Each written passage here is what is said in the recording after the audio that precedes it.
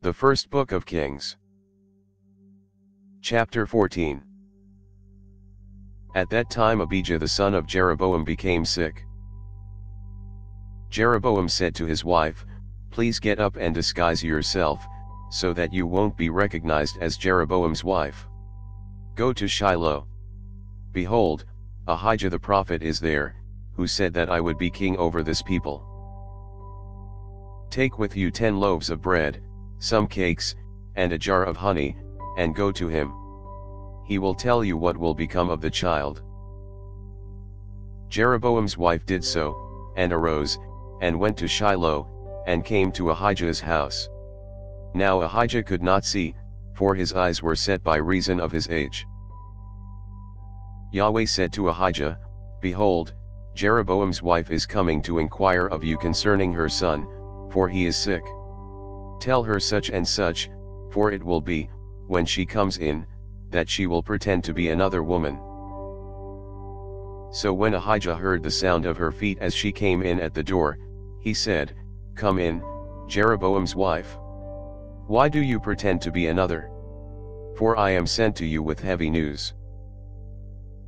Go, tell Jeroboam, Yahweh, the God of Israel, says, because I exalted you from among the people, and made you prince over my people Israel, and tore the kingdom away from David's house, and gave it you, and yet you have not been as my servant David, who kept my commandments, and who followed me with all his heart, to do that only which was right in my eyes.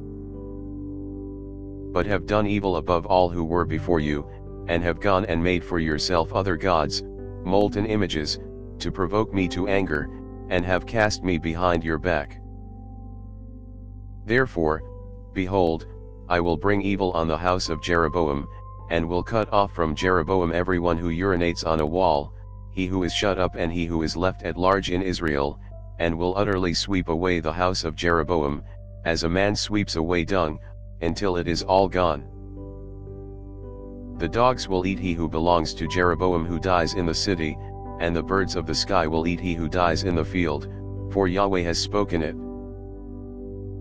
Arise therefore, and go to your house. When your feet enter into the city, the child will die. All Israel will mourn for him and bury him, for he only of Jeroboam will come to the grave, because in him there is found some good thing toward Yahweh, the God of Israel, in the house of Jeroboam. Moreover, Yahweh will raise up a king for himself over Israel, who will cut off the house of Jeroboam. This is the day. What? Even now. For Yahweh will strike Israel, as a reed is shaken in the water, and he will root up Israel out of this good land which he gave to their fathers, and will scatter them beyond the river, because they have made their Asherah poles, provoking Yahweh to anger. He will give Israel up because of the sins of Jeroboam, which he has sinned, and with which he has made Israel to sin. Jeroboam's wife arose and departed, and came to Tirzah. As she came to the threshold of the house, the child died. All Israel buried him and mourned for him, according to Yahweh's word, which he spoke by his servant Ahijah the prophet. The rest of the acts of Jeroboam, how he fought, and how he reigned, behold, they are written in the book of the Chronicles of the kings of Israel. The days which Jeroboam reigned were 22 years, then he slept with his fathers, and Nadab his son reigned in his place. Rehoboam the son of Solomon reigned in Judah.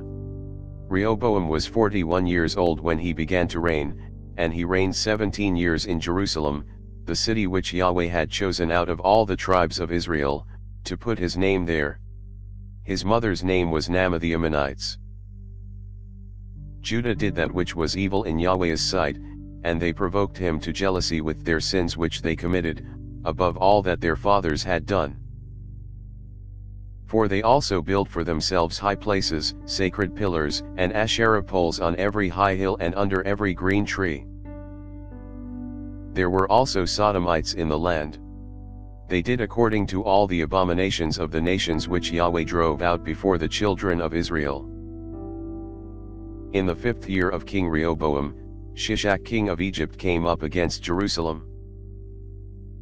And he took away the treasures of Yahweh's house, and the treasures of the king's house. He even took away all of it, including all the gold shields which Solomon had made. King Rehoboam made shields of bronze in their place, and committed them to the hands of the captains of the guard, who kept the door of the king's house. It was so, that as often as the king went into Yahweh's house, the guard bore them, and brought them back into the guard room. Now the rest of the acts of Rehoboam, and all that he did, aren't they written in the book of the Chronicles of the Kings of Judah? There was war between Rehoboam and Jeroboam continually. Rehoboam slept with his fathers, and was buried with his fathers in David's city. His mother's name was Naamah the Ammonites. Abijam his son reigned in his place. Thanks for listening. If you liked our video, give us a thumbs up and subscribe, it really helps.